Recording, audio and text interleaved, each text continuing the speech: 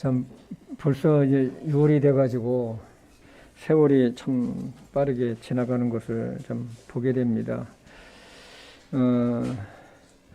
오늘 말씀을 위해서 우리 다 함께 일어나셔서 마태복음 3장 1절에서 12절까지 우리 같이 읽도록 하겠습니다.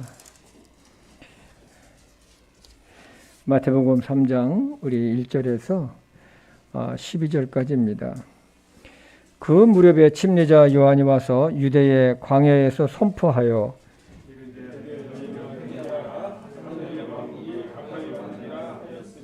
이 사람은 곧 주께서 대언자 이사야를 통해 말씀하신 자니라. 이르시되 광야에서 외치는 자의 소리가 있어 이르기를 너희는 주의 길을 예비하라. 그분의 행로들을 곧게 하라 하였느니라.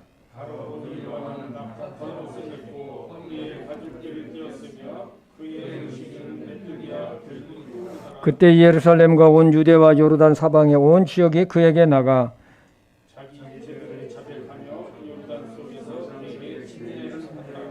그러나 바리새인들과 사두개인들 중에 많은 자들이 자기에게 침례를 받으러 오는 것을 그가 보고 그들에게 이르되 오 독사의 세대야 누가 너희에게 경고하여 다가오는 진노를 피하게 하더냐. 너희 속으로 우리에게는 아브라함이 우리 아버지로 있다 하고 말할 생각을 하지 말라. 내가 너에게 이르노니 하나님께서는 너희 이 돌들로도 아브라함에게 자손들을 일으킬 수 있느니라.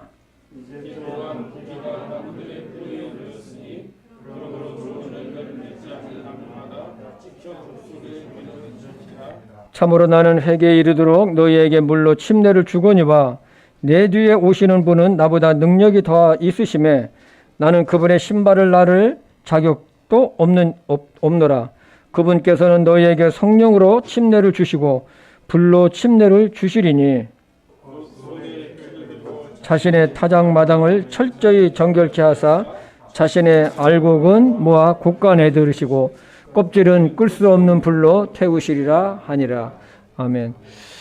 아버지 하나님, 참 오늘도 저희들이 주님 앞에 참 나와 섰습니다.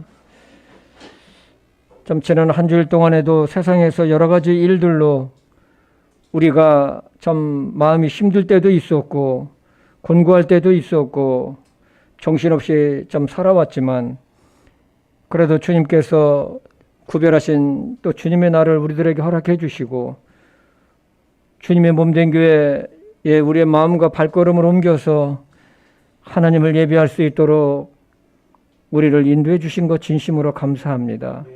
아버지 하나님, 참 이 시간을 통해서 우리가 온전히 하나님께만 영광이 되기를 원합니다. 그리고 우리의 심령 속에 하나님께서 주시는 귀한 말씀으로 우리의 마음을 채우기를 원합니다. 하나님 아버지, 정말로 이 세상 살아가면서 우리가 얼마나 곤고한지 말할 수가 없습니다. 그러나 우리에게는 하나님께서 말씀을 주셨고 또 교회를 주심으로 말미암아 우리의 영혼을 참으로 소생케 해주시는 것을 진심으로 감사합니다. 하나님 아버지, 오늘 침례 요한이 외친 그 말씀을 통해서 하나님께서 우리에게 주시고자 하는 그러한 귀한 음성을 우리가 듣기를 원합니다.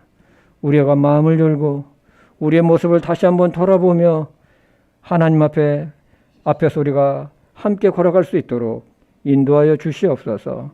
말씀을 전하는 자나 받는 자가 한 마음으로 이 말씀을 받을 수 있도록 성령 하나님께서 도와주시옵소서. 예수님의 이름으로 기도했습니다. 아멘. 오늘 말씀은 그 침례 요한이 유대 광야에서 외친 그러한 말씀입니다. 오늘 본문 말씀을 쭉 읽다 보면 좀 두 가지가 주제가 탁 나와요. 그것은 뭐냐면 핵심 뭐냐면 회개에 합당한 열매라는 것과 알곡과 가라지입니다. 하나님 눈에는 이 세상에 수많은 사람들이 있지만 그 중에는 알곡이 있고 또 가라지가 있다는 것. 그리고 참 이 하나님께서 원하시는 그런 아름다운 열매를 맺으면서 인생의 삶을 살아가는 사람이 있다는 것이죠. 특별히 오늘 말씀의 끝절에 보면 알곡은 거두어서 곳간에 놓지만 가라지는 영원히 꺼지지 않는 불에 던져 넣으신다는 것이죠. 무서운 말씀입니다. 오늘 이 말씀으로 정말 우리 심령 속에 하나님의 말씀을 받기를 원합니다. 먼저 이 침례 요한이 누구냐입니다. 이 침례 요한은 예수님을 위해서 6개월 먼저 세상에 태어났습니다. 그의 아버지는 사가랴이고 제사장이었고 어머니는 예수님의 어머니 마리아의 사촌 언니인 엘리사벳이었습니다. 이 두 부부는 나이가 많았고 자녀는 없었습니다. 그러나 하나님의 모든 명령과 규례들 안에서 흠없이 걸었다고 성경은 기록하고 있습니다. 우리 누가복음 1장 5절에서 7절을 함께 보겠습니다. 유대왕 헤롯 시대에 아비야 계열의 사가랴라는 이름의 어떤 제사장이 있었는데 그의 아내는 아론의 딸들에게 속하였고 그녀의 이름은 엘리사벳이더라. 이들이 둘 다 주의 모든 명령과 규례 안에서 흠없이 걸으며 하나님 앞에 의롭더라. 엘리사벳이 수티하지 못하므로 그들에게 아이가 없었고 이제 그들이 둘 다 매우 연로하더라. 이 부부는 오늘날로 얘기하면 경건한 그리스도인의 삶을 살았습니다. 그런데 문제는 이 엘리사벳이 아이를 낳지를 못했어요. 그래서 마음속에 아기를 달라는 기도를 늘 해오고 있었습니다.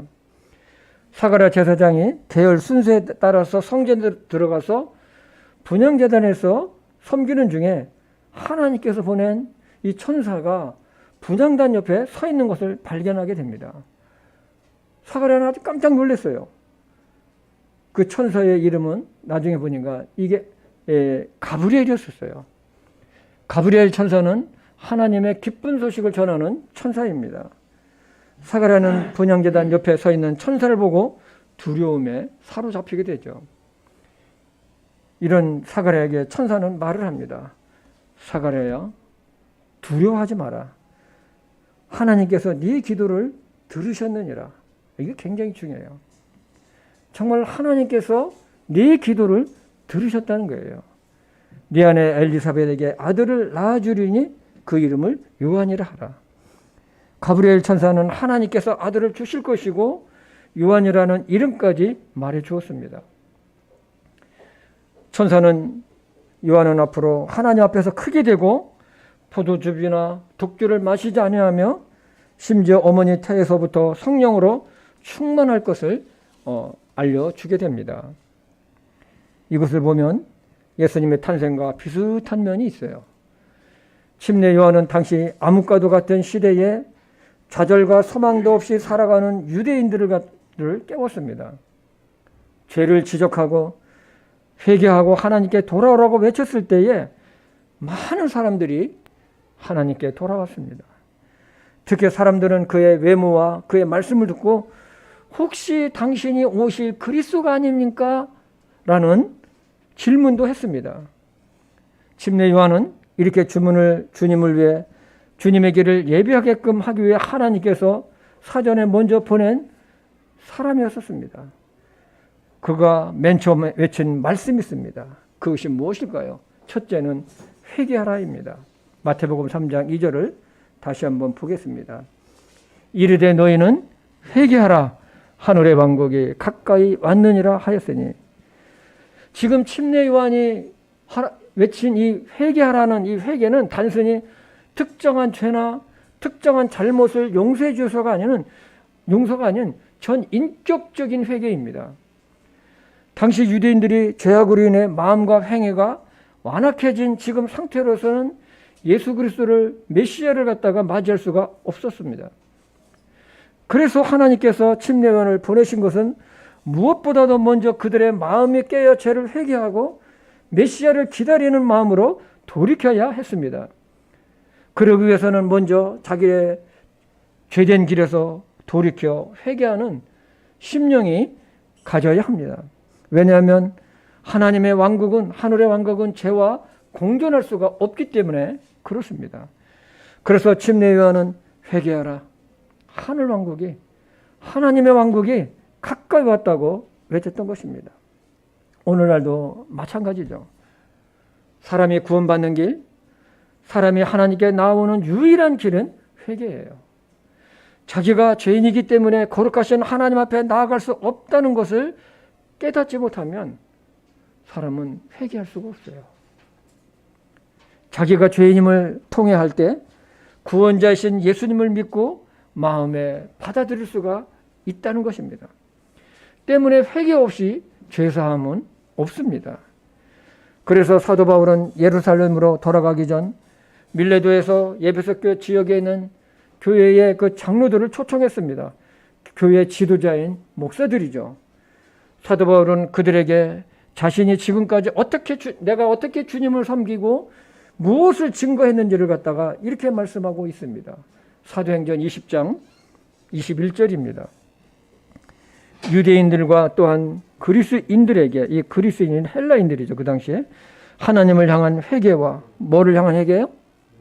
하나님을 향한 회개와 우리 주 예수 그리스도를 향한 믿음을 증언하였느니라. 그러니까 사도 바울이 전한 것은 핵심적인 것이 두 가지였었어요. 그것은 뭐냐면 하나님을 향한 회개와 우리 주 예수 그리스도에 대한 믿음을 갖다가 증거했다는 거예요.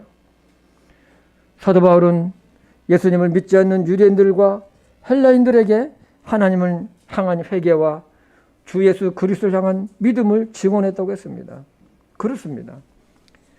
우리는 예수님을 믿는 믿음으로 구원받습니다. 그러나 그 믿음 안에는 회개가 함께 합니다. 회개하는 것이 없이 예수님을 믿겠습니다 한다고 해서 멸망의 죄악에서 구원받는 것은 아닙니다. 사람이 죄에 대한 자각이 없이 자신이 죄인임을 깨닫지 못하면 올바르게 예수님을 믿을 수가 없다는 것이죠. 예수님은 말씀하셨습니다. 누가복음 5장 32절을 보겠습니다. 나는 의로운 자들을 부르러 오지 아니하고 죄인들을 불러 회개하게 하려고 왔노라 하시니라. 예수님은 아주 분명하게 말씀을 하셨습니다. 복음을 들으면 자신이 그동안 하나님 없이 죄 가운데 살았던 것을 회개하게 되어 있습니다. 예수님의 십자가의 진정한 의미와 하나님의 사랑을 안다면 저절로 회개가 나오게 되어 있어요. 하나님의 주권을 인정하지 않고 부정하며 살았던 자신이 얼마나 큰 죄 가운데 있었는지를 깨닫게 된다는 것이죠. 그리고 자신의 마음이 얼마나 더러운지 사람은 자기 자신이 알고 있어요. 내 마음이 얼마나 더러운지, 그리고 얼마나 악이 많은지, 욕심이 많은지, 이기심과 질투와 시기심과 음란한 것, 이런 것들, 그리고 나는 항상 깨끗하고 이렇게 살아가는 것처럼 하는 이중적인 그러한 내 자신을 내가 너무 잘 알고 있어요. 이런 것들이 우리 마음속에 가득한 거예요. 그래서 예수님의 그 심판과 죄에 대한 결과와 예수 그리스도의 그 십자가의 사랑과 은혜를 생각하면 무릎을 꿇지 않을 수가 없어요. 저는 죽을 수밖에 없는 죄인입니다. 하나님 저를 용서해 주십시오. 자신의 마음을 하나님께 돌이키는 회개요, 제 용서함을 받고 새로운 마음을 갖게 하는 회개입니다.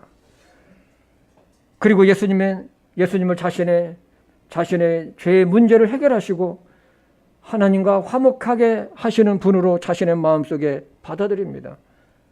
그러면 어떤 결과가 일어날까요? 사람이 변하는 거예요. 사람이 변해요. 마음이 변하고 나의 삶이 변하는 거예요. 나의 행동이 변하는 거예요. 모든 사람이 참 주인이신 하나님을 만나게 되면 변하게 돼 있어요. 변하지 않는 것은 정말로 자신의 구원을 체크해 봐야 돼요. 내가 정말로 구원받은 사람인지, 내가 마음속에 예수님을 개인의 구주로 인격적으로 내가 정말로 영접해서 구원받은 사람인지를 체크해 봐야 된다는 것입니다. 이제는 내가 아니라 예수님 안에서 새롭게 변하고 거듭난 새 사람이 되는 것입니다. 진정한 회개는 사람을 변화시켜요. 회개는 하나님을 기쁘게 합니다. 사람이 진정으로 회개를 통해 인격적으로 주님을 믿게 되면 변하지 않을 수 없어요. 저는 개인적으로 예수님을 믿으면서 정말 그렇게 세상 사람들과 똑같이 살아가는 사람들 보면은요, 저 사람이 정말 구원받았나. 제가 예수님을 믿고 제가 거듭난 후에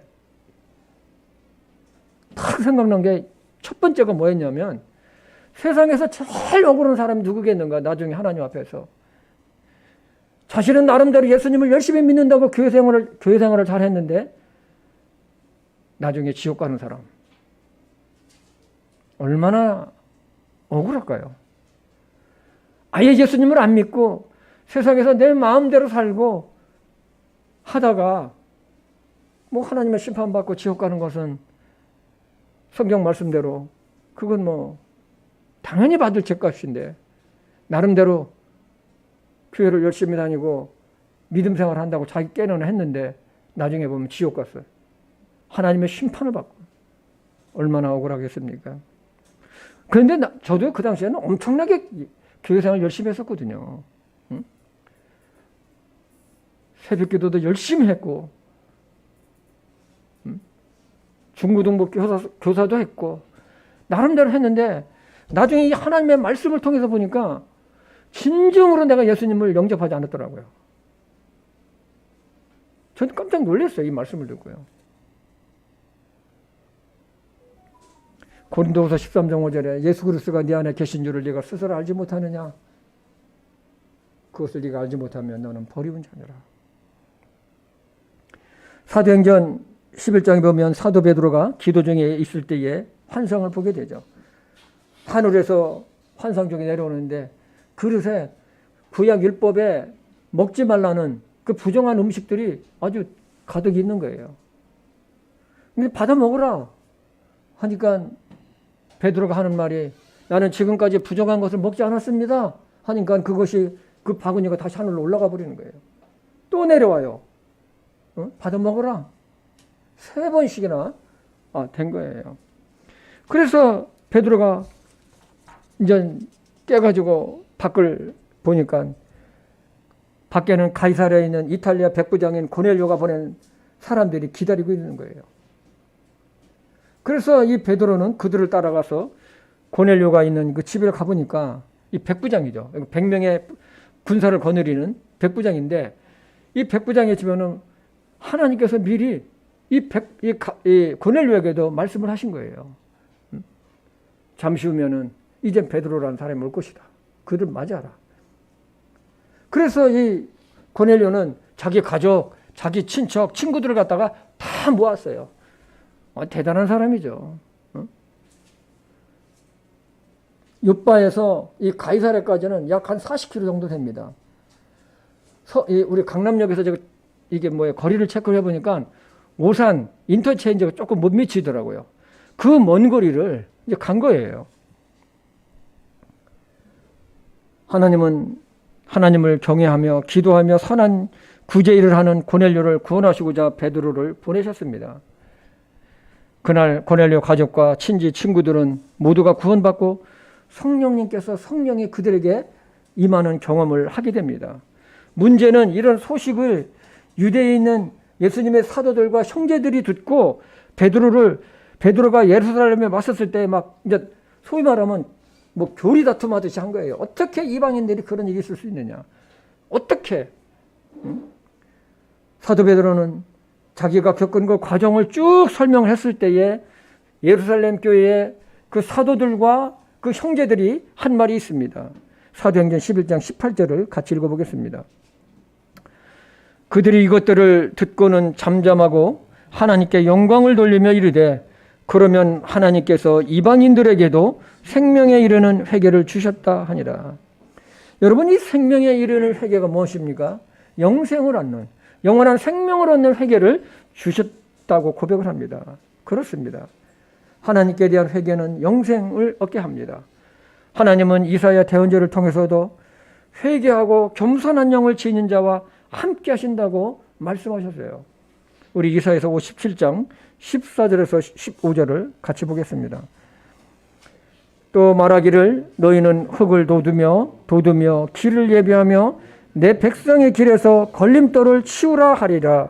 높고 높으며 영원에 거주하고 이름이 거룩함인 이가 이같이 말하노라. 나는 높고 거룩한 곳에 거하며 또한 통회하고 겸손한 영을 지닌 자와 함께 거하나니 이것은 겸손한 자의 영을 소생시키며 통회하는 자의 마음을 소생시키려 함이라. 통회하는 자의 마음을 소생시킨다. 소생이 뭡니까? 살린다는 것입니다. 오늘날도 마찬가지입니다. 하나님은 삼위일체의 하나님이신 것처럼 이 구원받는 것, 구원에도 삼위일체가 있다는 걸 여러분 아세요? 오늘 처음 들어보셨죠? 하나님의 은혜, 회개, 믿음입니다.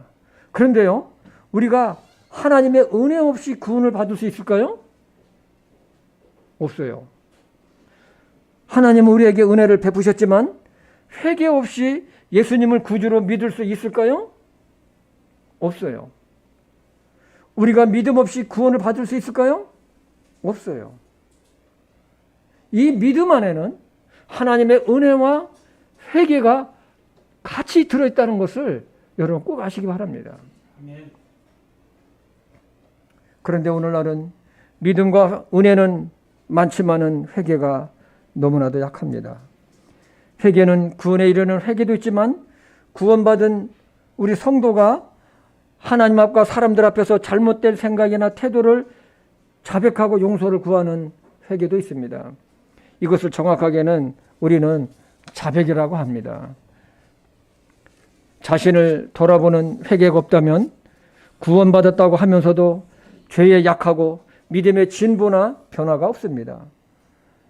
구원받은 우리는 하나님께 나아가는 걸림돌을 제거해야 됩니다. 그것이 무엇일까요? 죄입니다. 이것은 하나님과 화목하기 위해서도 굉장히 중요합니다. 하나님은 메시아신 예수님을 모든 사람의 죄와 심판을 대신 짊어지시고 십자가에서 죽게 하셨습니다.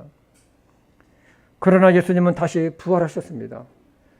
예수님의 부활하셨기에 우리에게 부활의 생명과 영생을 주신 것입니다. 이것은 사람을 향하신 하나님의 위대한 사랑이었습니다. 베드로와 사도들이 십자가에 못 박혀 죽인 유대인들에게 외친 말씀이 있습니다. 사도행전 5장 30절에서 31절입니다. 너희가 나무 위에 매달아 죽인 예수님을 우리 조상들의 하나님께서 일으키시고 이스라엘에게 회개와 죄들의 용서를 주시려고 하나님께서 자신의 오른손으로 그분을 높이사 통치자와 구원자가 되게 하셨느니라. 때문에 침례 요한은 외쳤습니다. 회개하라. 하늘의 왕국, 하나님의 왕국이 가까이 왔느니라.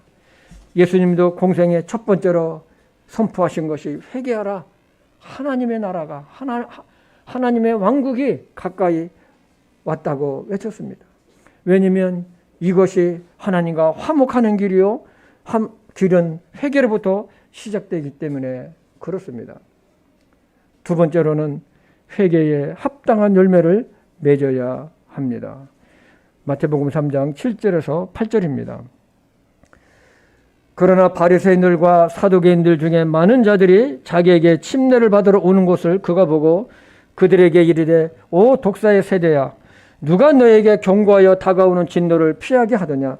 그러므로 회개에 합당한 열매를 맺고. 침례 요한이 선포한 이 말씀은 당시 영적인 암흑 속에 있던 유대인들에게 충격적인 메시지였고 그들을 깨웠습니다. 일어나게 했습니다. 당시 침례 요한의 이 말씀을 듣고 일반 백성들, 세리들, 군인들이 많은 유대인들이 나왔습니다. 그들은 침례 요한의 복장도 그렇고 먹는 음식도 그렇고 예사롭지 않았습니다. 평범한 사람이 아니라는 것을 금방 느낄 수 있었죠. 무엇보다도 그가 선포하는 하나님의 말씀이었습니다. 그래서 그는 정말로 이 요한이라는 사람이 그리스도가 아닌가, 메시아가 아닌가 하고 생각을 했던 것이죠. 누가복음 3장 15절을 보겠습니다. 백성이 기대하고 있었으므로 모든 사람이 마음속으로 요한에 대해 그가 그리스도인지 아닌지 곰곰이 생각하며 침례에 대한 소문은 전국으로 퍼져나갔습니다. 유대 광야에서 외치는 하나님의 말씀을 들으러 예루살렘과 온 유다와 그 요르단 사방의 온 지역에서부터 몰려들기 시작했습니다. 이들은 침례 요한이 회개하라, 하늘의 반각이 가까이 왔다라는 이 말씀을 듣고 자신의 죄를 회개하고 요단강 물속에서 침례를 받았습니다. 그들은 메시아를 만날 준비를 한 것입니다. 엄청난 일들이 이루어지고 있었습니다. 그런데 당시에 종교인들인 바리새인과 사두개인들도 침례를 받으러 온 것입니다. 이들은 자신들의 죄에 대한 회개도 없이 많은 사람들이 회개하고 침례를 받고 있다고 하니까 메시아에 대한 열망도 없이 호기심으로 온 것 같아요. 이들의 마음을 안 침례 요한은 침례를 받기 위해 자신에게 오고 있는 그들에게 큰 소리로 외쳤습니다. 우리 3장 7, 8절을 다시 한번 보겠습니다. 그러나 바리새인들과 사두개인들 중에 많은 자들이 자기에게 침례를 받으러 오는 것을 그가 보고 그들에게 이르되 오 독사들의 세대야, 누가 너에게 경고하여 다가오는 진노를 피하게 하더냐. 그러므로 회개에 합당한 열매를 맺고. 침례 요한은 그들에게 독사의 세대여, 누가 너희에게 경고하여 다가오는 진노를 피하게 하더냐 라고 했습니다. 침례 요한이 독사의 세대라고 한 것은 지옥의 형벌을 피할 수 없는 존재라는 것입니다. 개역성경은 독사의 세대를 독사의 자식들아 라고 번역되어 있습니다. 이들은 침례 요한의 심판의 말씀을 듣고 혹시나 침례를 받으면 다가오는 진노를 피하지 않을까 하는 생각으로 온 것 같습니다. 오늘날로 표현하면 회개하지도 않고 예수님을 구주로 영접하지도 않은 채 교회 다니고 침례 받으면 구원받은 것으로 착각하는 사람과 같을 것입니다. 침례 요한은 그들에게 회개에 합당한 열매를 맺으라고 합니다. 그렇습니다. 회개를 하였다는 증거로 그에 상응하는 열매를 말합니다. 마음속으로 이루어진 마음속의 회개가 외적인 생활의 구체적인 모습으로 나타나야 된다는 것이죠. 이 말씀은 모든 그리스도인들에게 해당이 됩니다. 죄를 회개하고 믿음으로 거듭났다면 이것은 엄청난 사건입니다. 하나님의 자녀요, 하늘 왕국의 백성이 되었습니다. 그런데 전혀 변화가 없고 여전히 세속적이고 회개에 합당한 열매가 없다면 어떨까요? 침례 요한은 종교인들의 이들의 위선을 잘 알고 있었습니다. 겉으로는 종교적인 열심은 있었지만 그들 내면은 하나님을 사랑하지 않았습니다. 그들은 자기 자신을 위해 종교 생활을 했습니다. 그리고 불의했어요. 겉으로 드러나는 행위는 위선적이었습니다. 이것이 그들에게 문제였었습니다. 그래서 독사의 세대요, 독사의 이 자식들아 라고 저주의 말을 들은 것입니다. 우리에게는 이러한 모습은 없을까요? 주님을 믿는다고, 주님을 사랑한다고 말하면서도 주님보다 세상이나 자신을 더 사랑하는 이기적인 면은 없지 않느냐는 것입니다. 신앙생활을 자기 자신을 위해 또 자신의 그 축복을 위해 하지는 않나요? 우리는 생각해 보아야 할 것입니다. 오늘날 그리스도인들에게 문제는 뭐냐면 예수님의 팬은 많지만 제자는 드물다는 것입니다. 제자는 자신의 삶에 주님의 것을 인정하고 주님을 따르는 사람입니다. 자신의 모든 삶의 우선권이 하나님께 있다는 것을 인정을 합니다. 실천을 하죠. 그리고 그것을 기뻐하고 감사합니다. 그러나 팬은 그렇지 않아요. 주님을 좋아는 하지만 하나님의 나라를 위해, 교회를 위해 희생은 어려워해요. 주님께 받은 것들을 주님을 위해 드리는 것이 얼마나 귀한 특권인지를 알고 감사할 수 있어야 한다는 것이죠. 그래서 침례 요한은 회개했으면 그에 상응하는 선한 열매들을 맺어야 된다고 외친 것입니다. 사람들은 침례 요한에게 이제 질문을 합니다. 누가복음 3장 10절에서 14절입니다. 사람들이 그에게 물어 이르되 그러면 우리는 무엇을 하리이까 하매 그가 그들에게 대답하여 이르되 겉옷이 두 벌 있는 자는 하나도 없는 자에게 나누어 줄 것이요 먹을 것이 있는 자도 그렇게 할 것이니라 하니라. 그때에 세리들도 침례를 받으러 와서 그에게 이르되 선생님이여 우리가 무엇을 하리이까 하매 그가 그들에게 이르되 너희에게 정한 준 것 이상으로 거두지 말라 하니라. 군사들도 마찬가지로 그에게 물어 이르되 우리가 무엇을 하리이까 하매 그가 그들에게 이르되 아무도 폭행하지 말고 아무도 거짓으로 고소하지 말며 너희가 받는 급료로 만족하라 하니라. 이 말씀에는 공통적인 것이 있어요. 공통적인 게. 첫째는 이웃사랑이에요. 옷 두 벌 가진 것은 잘못이 아니에요. 돈이 많은 것은 잘못이 아니에요.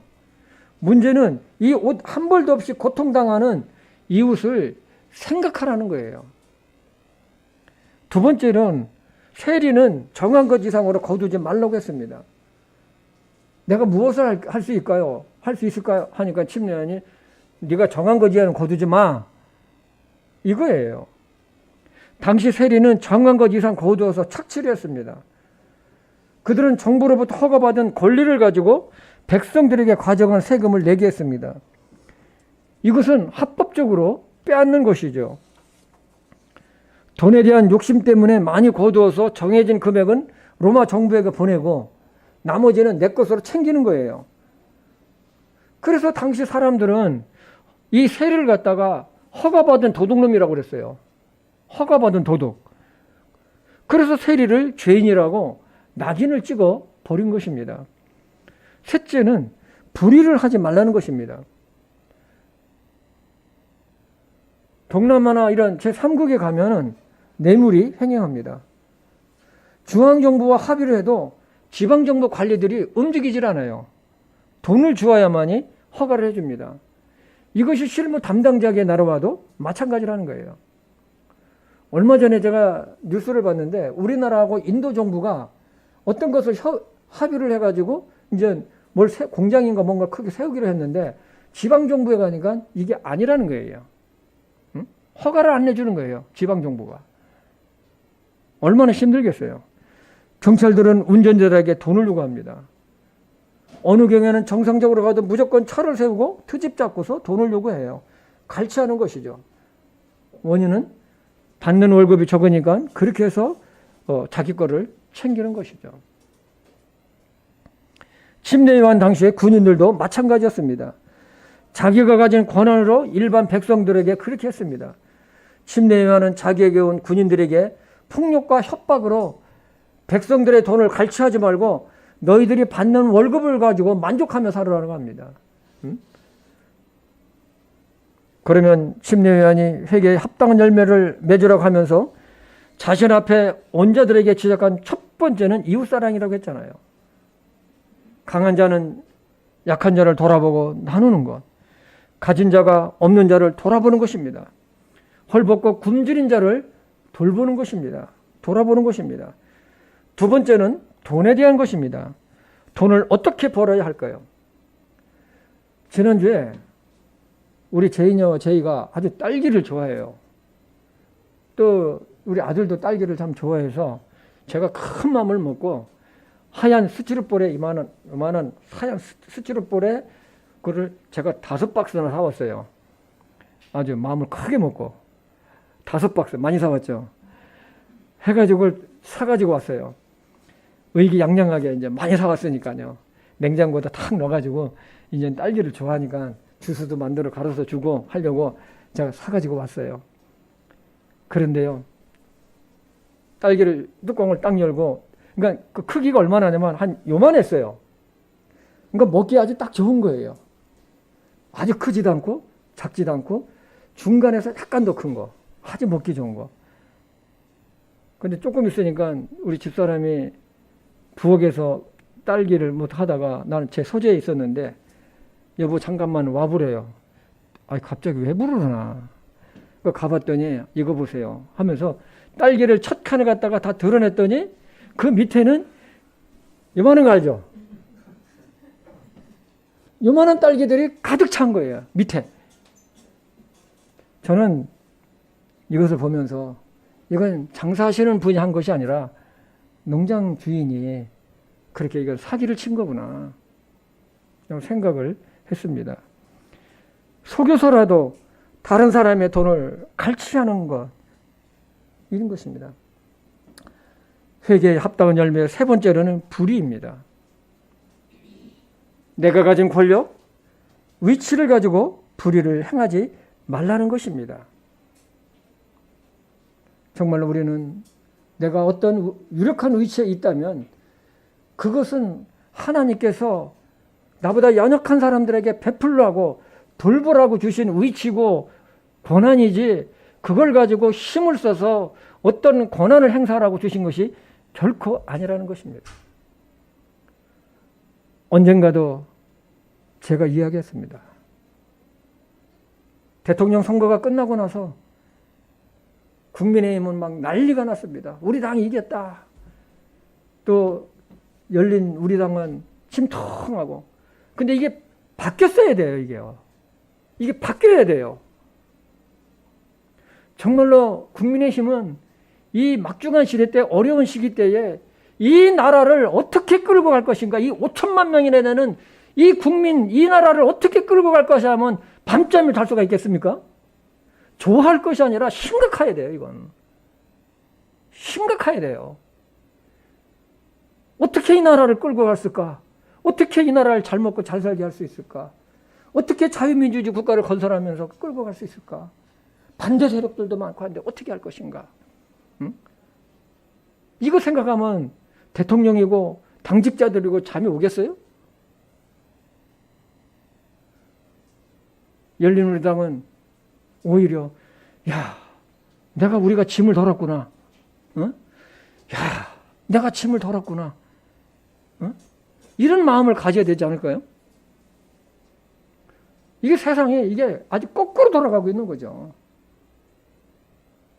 그리고 서로 협치하면서 이 나라를 이끌어갈 것을 고민하고 생각하는 것이 진짜 애국자고 국민을 위하는 그런 당이고 그런 사람들인 거예요.